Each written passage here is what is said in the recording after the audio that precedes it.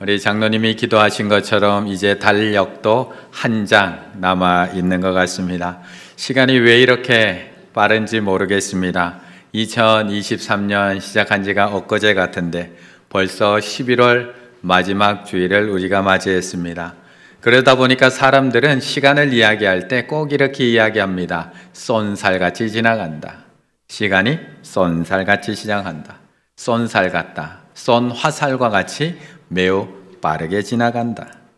그런데 우리가 한번 가만히 생각을 해보면 올해 2023년만 그랬던 것 같지는 않습니다. 작년도 한번 생각을 해보면 2022년도 쏜살같이 지나갔습니다.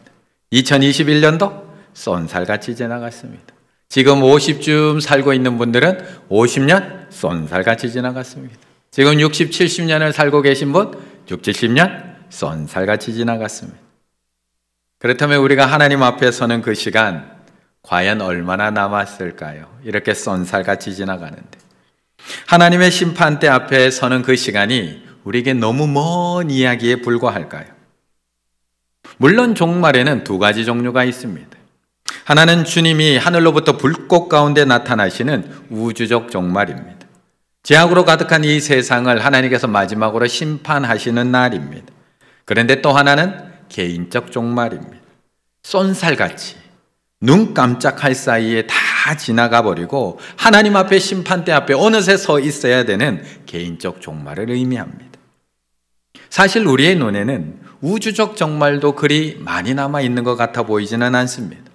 세계 곳곳에서 들려오는 전쟁의 소식, 기근의 소식, 자연재해, 지진의 소식, 이단의 왕성한 활동들을 보면 예수님께서 말씀하셨던 그 마지막 때의 징조들이 점점 더 많아지고 있음을 알게 됩니다.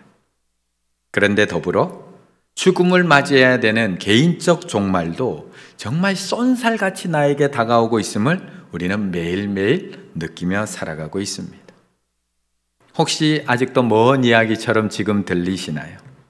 나는 아직 20대인데, 나는 아직 젊은 30대인데, 나는 40대, 50대이기는 하지만 매일매일 운동하고 건강관리를 얼마나 잘하고 있는데 앞으로 100세, 120시대를 살아가고 있는다고 하는데 목사님 무슨 말씀이세요? 제가 어떻게 심판대 앞에 선다는 건가요?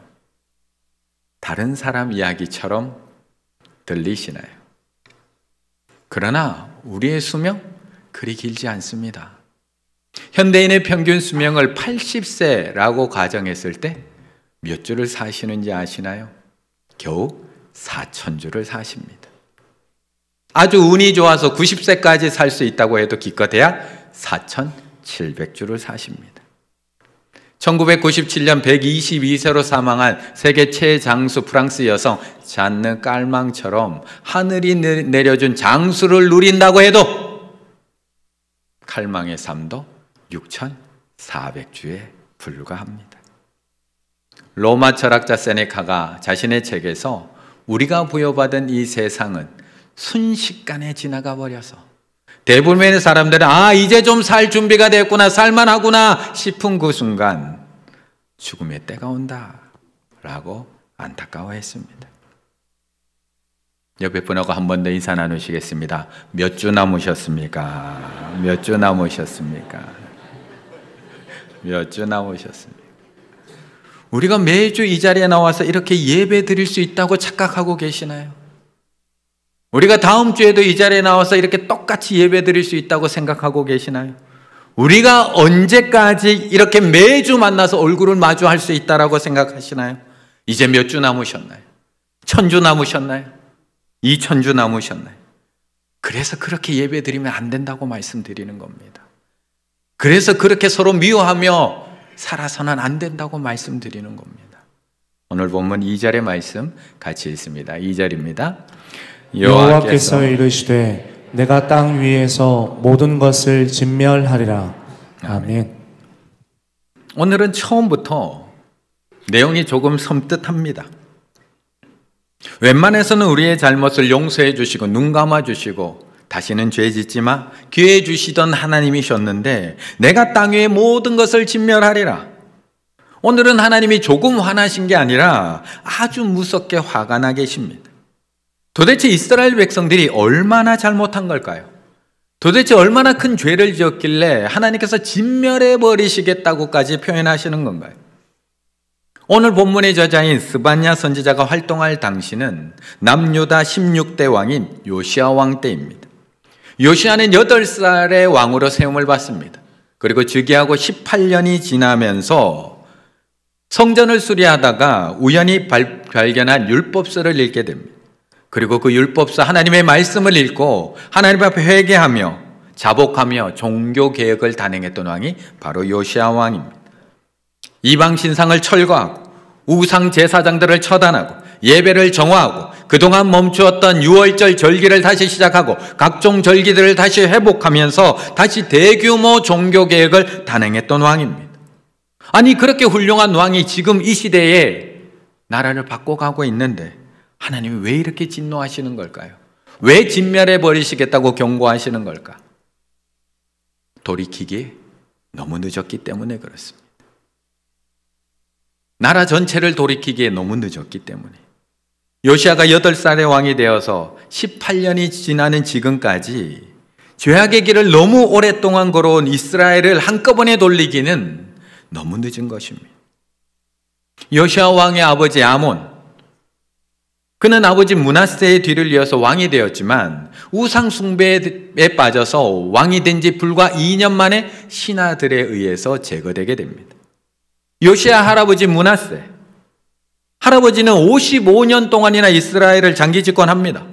하지만 그 긴 55년의 기간 동안 이방 사람들의 가증한 일을 본받았고요.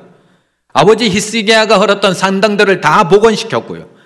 아합처럼 이방 종교를 쫓았을 뿐만 아니라 성전을 모독합니다. 선지자들을 죽여버리고 이스라엘 백성들, 무고한 백성들을 다 죽여버리는 수많은 잔인한 범죄를 저질렀습니다. 무려 55년 동안. 할아버지 55년, 아버지 2년, 무려 57년 동안이나 우상 숭배와 이방 종교에 빠져있던 이스라엘을 돌이키기 쉽지 않습니다. 그리고 요시야가 왕이 되었지만 율법책을 읽고 회개하고 종교개혁을 일으키기까지 18년의 시간이 또 흐릅니다. 그렇다면 18년과 57년, 무려 75년 동안 죄의 길을 걸어갔던 이스라엘 백성들의 발걸음을 돌리는 것 결코 쉽지 않습니다. 마음만 먹으면 된다고요? 마음만 먹으면 얼마든지 바꿀 수 있다고요?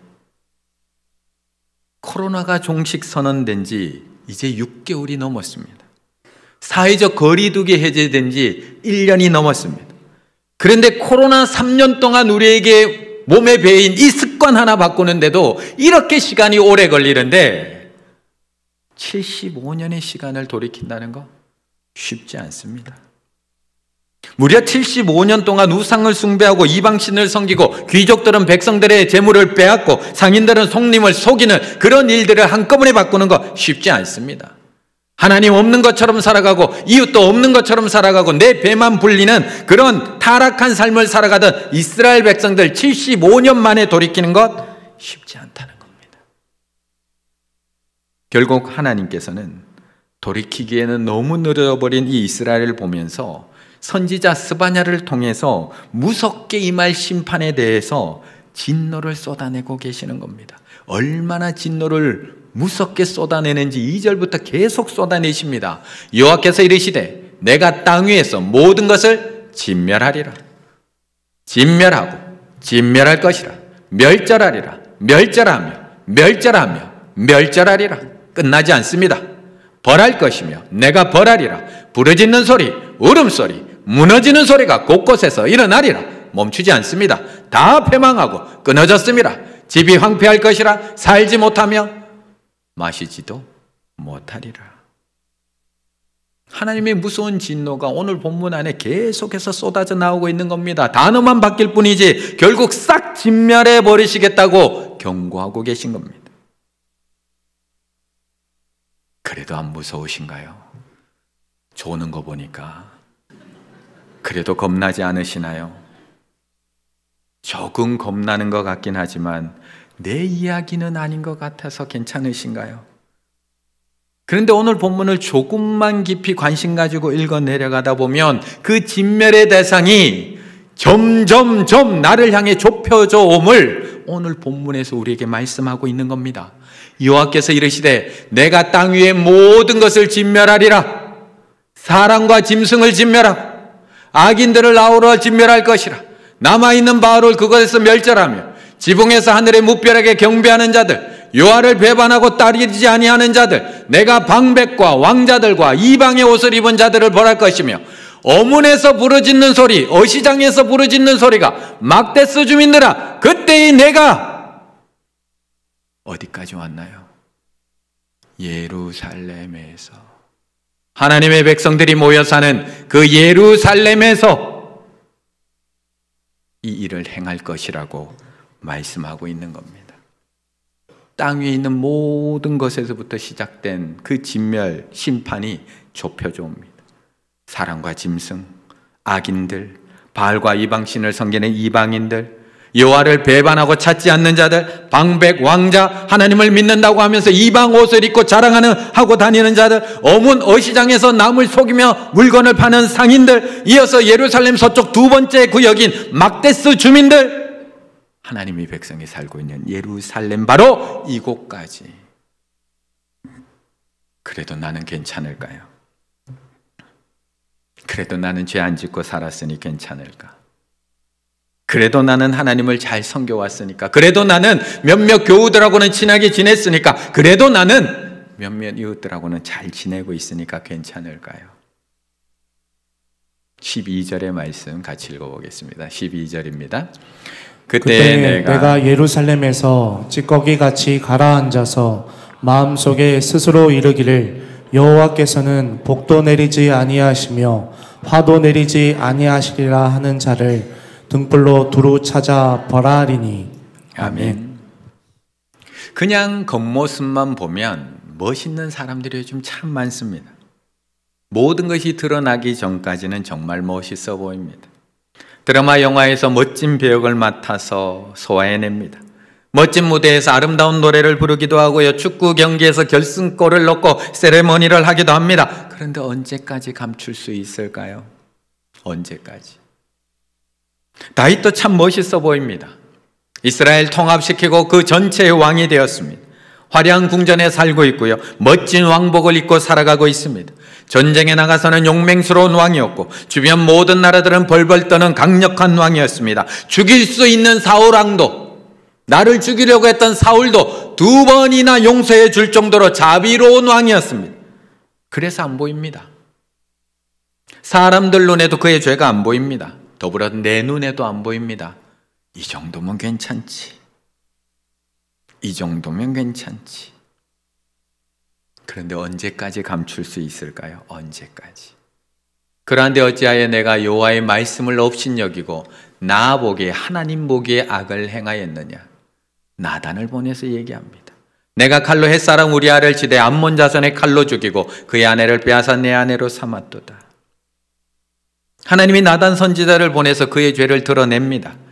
그동안 감추어 두었던 다윗의 죄, 다른 화려한 것들로 덮어두었던 다윗의 죄, 다른 착함, 다른 성실함, 다른 열심으로 감추어 두었던 그의 죄를 적나라하게 드러냅니다.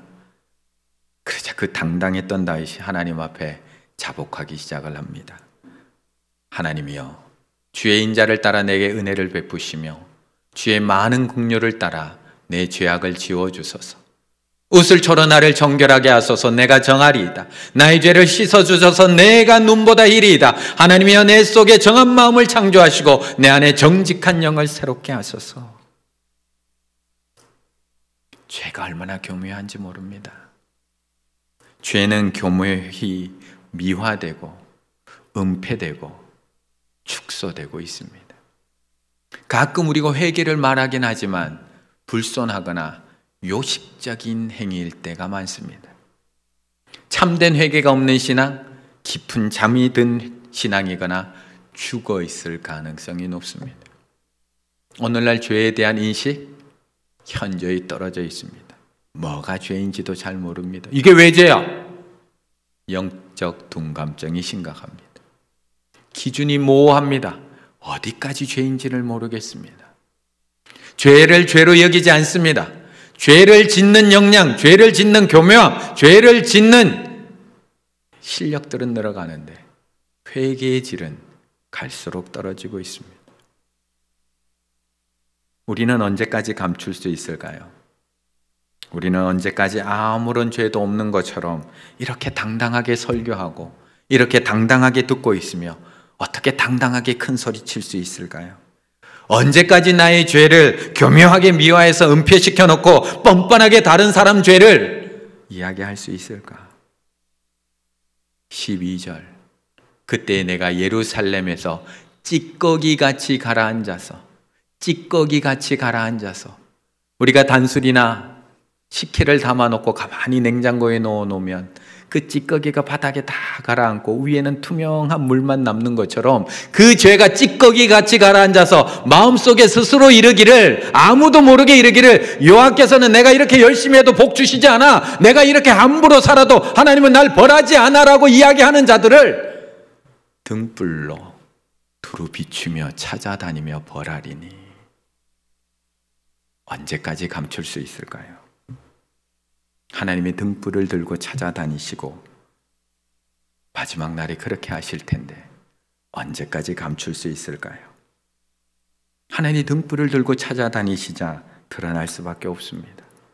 나는 이 정도면 신앙생활 잘하고 있는 것 같은데 하나님께서 등불을 듣고 비추시니까 나의 죄가 보이기 시작합니다.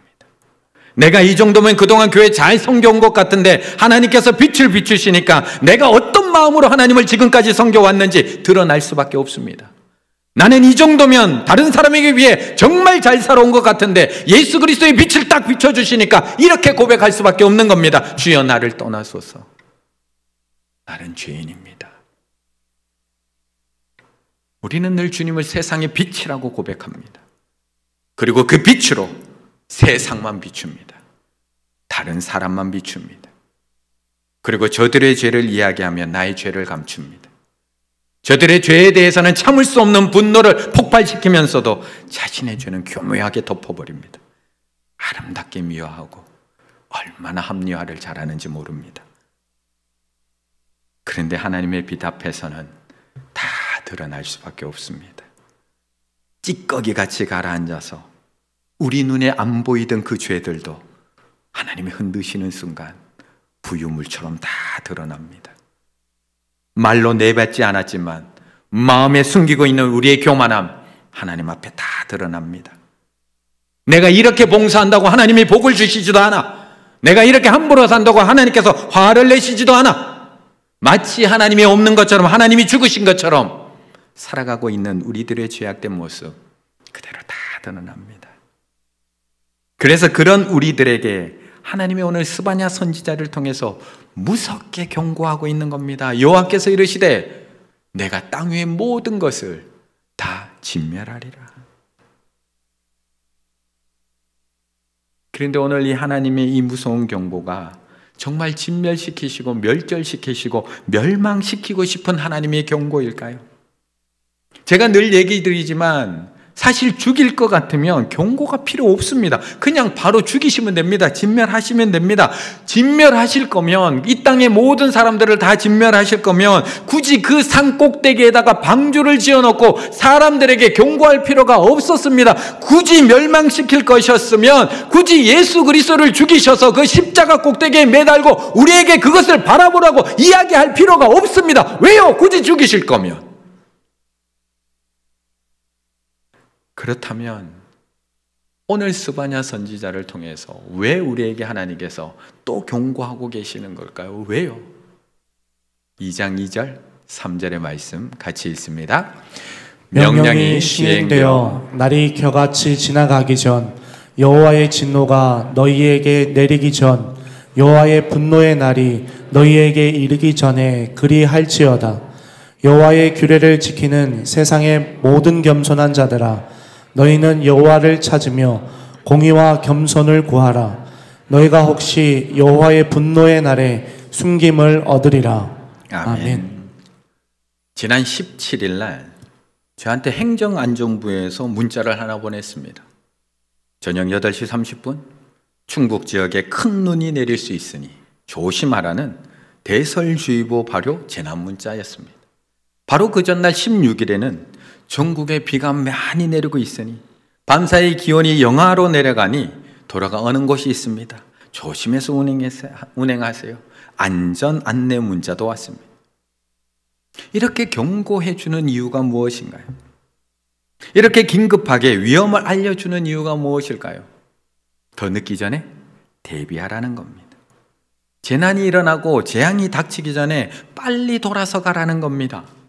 비가 내리는 것을 멈출 수는 없습니다. 하지만 대비할 수는 있습니다. 지진이 일어나는 것을 막을 수는 없습니다. 그 누구도. 하지만 조심할 수는 있고요. 대피할 수는 있다는 겁니다. 하나님의 무서운 심판도 마찬가지라는 겁니다. 이미 하나님은 작정하셨습니다. 이미 시작하셨습니다.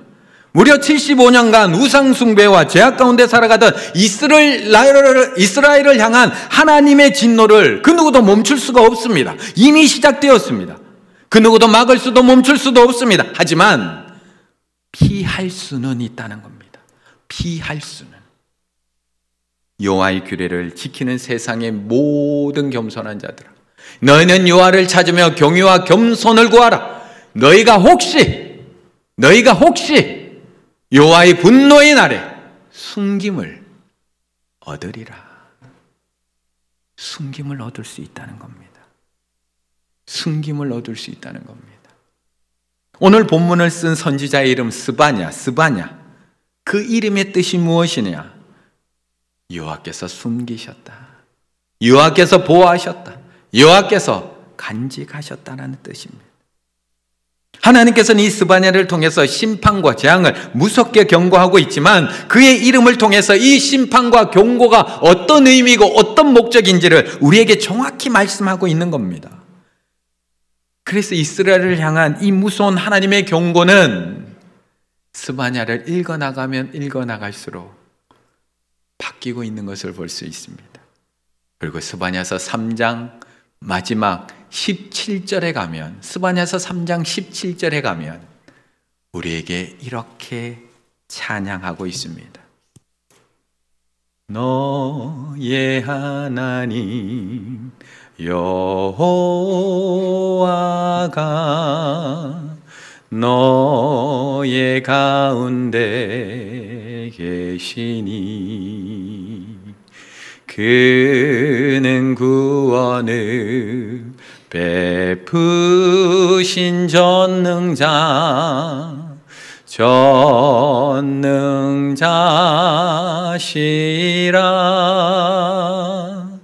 그가 너로 인하여 기쁨을 이기지 못하시며 너를 잠잠히 사랑하시며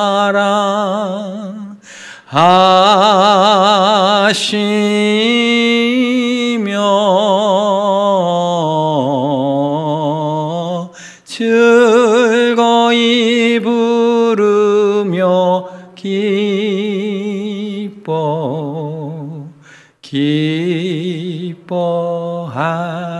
기뻐하시리라.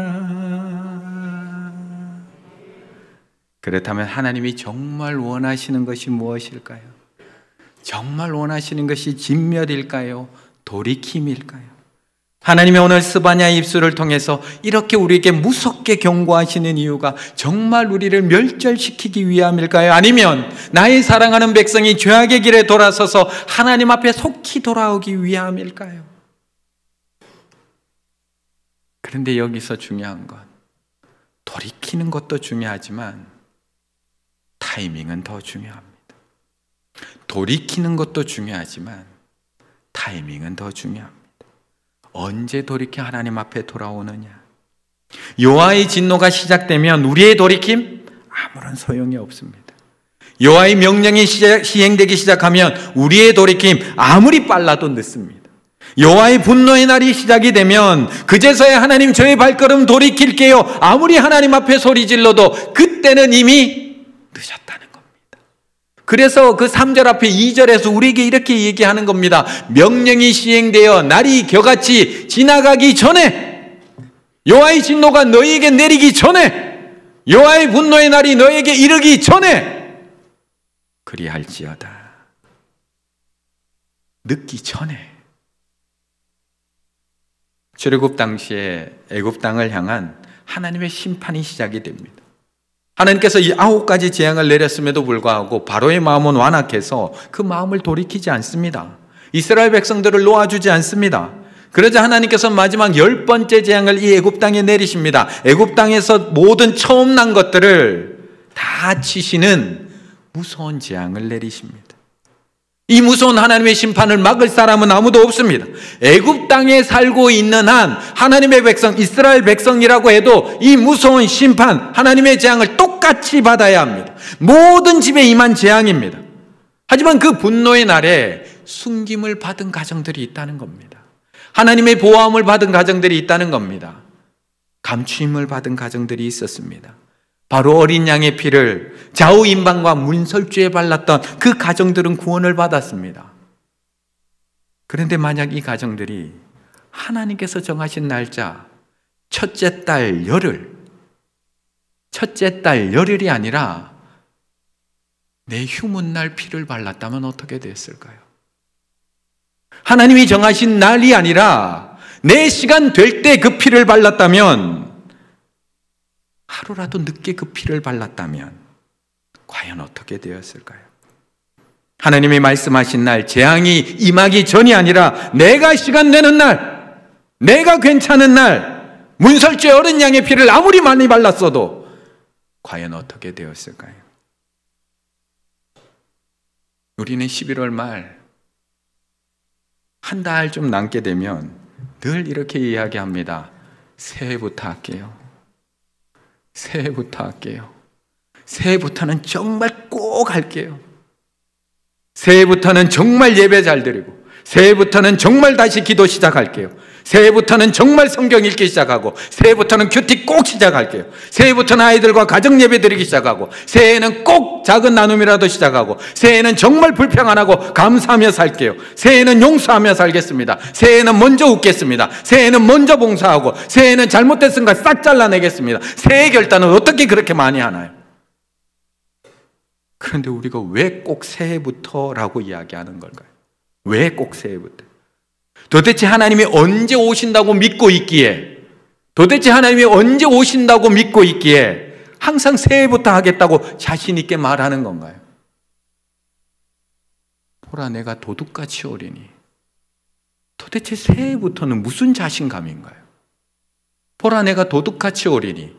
누구든지 깨어 자기 옷을 지켜 벌거벗고 다니지 아니하며 자기의 부끄러움을 보이지 아니하는 자는 복이 있도다. 새해부터 시작해야지. 아니요. 더 늦기 전에 시작하셔야 됩니다.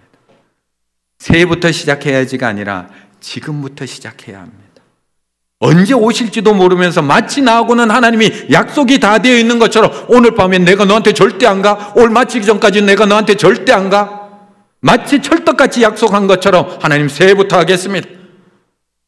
또 새해부터 하겠습니다. 또 새해부터 하겠습니다.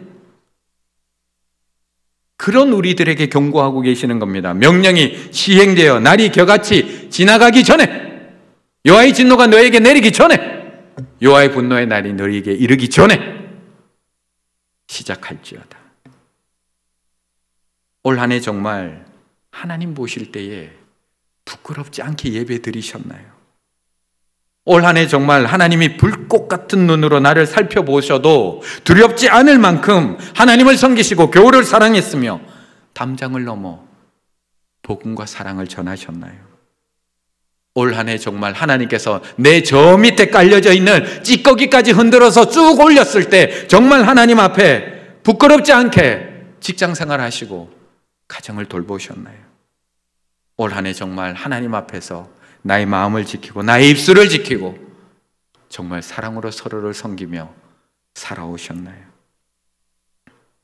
주님이 오늘 밤 다시 오셔서 심판의 등불로 우리를 비춰보기 전에 말씀의 빛으로 나를 먼저 살펴보시고 하나님 앞에 부끄러운 것이 있다면 새해부터가 아니라 지금부터 하나님 앞에 회개하고 돌아서야 할 줄로 믿습니다.